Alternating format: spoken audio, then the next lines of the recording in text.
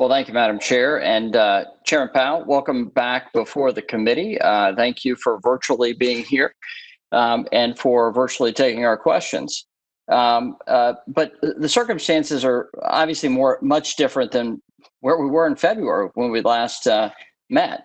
I'd like to commend you and the Federal Reserve for your activities and engagement in this unprecedented time.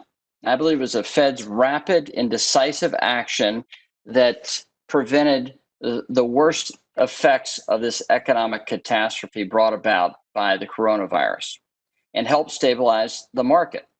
The Fed, as firefighter, was able to stave the flames, to contain the flames. But we know that that is not a permanent circumstance for the Federal Reserve to be in that firefighting phase.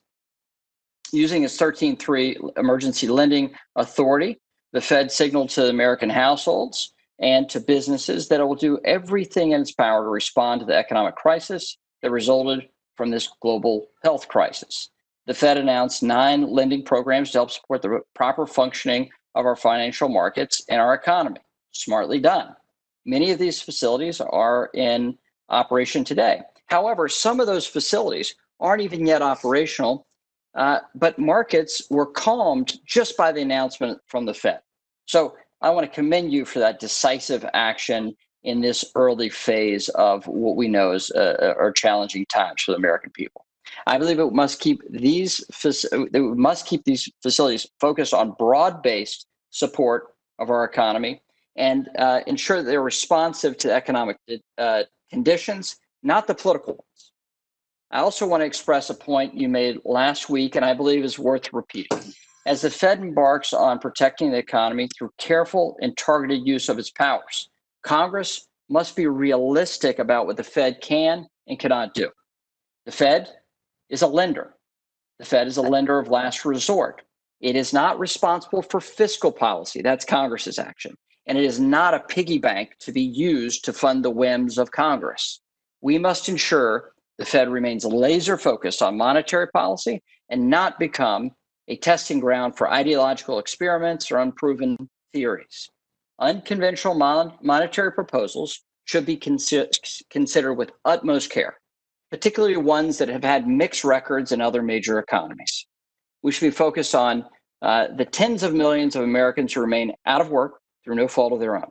According to the Fed's economic projections, we will still be facing unprecedented unemployment for the rest of this year, for nearly twice the unemployment rate that we experienced just as recently as February.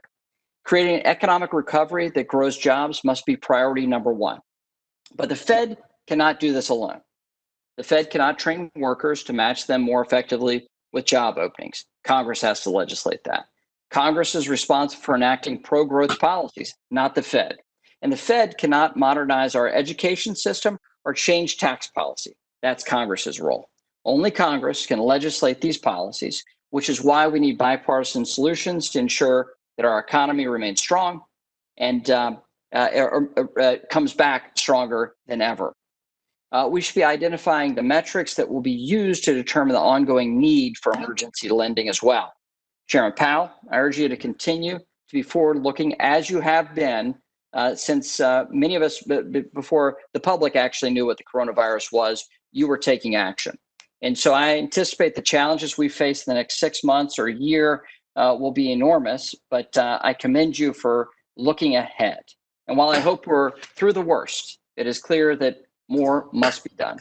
However, we should all keep an eye toward the aftermath and how we plan to right-size policies once again to ensure the long-term stability of our financial system. And with that, I'd like to thank you again for being here and look forward to your testimony and question. Yield back.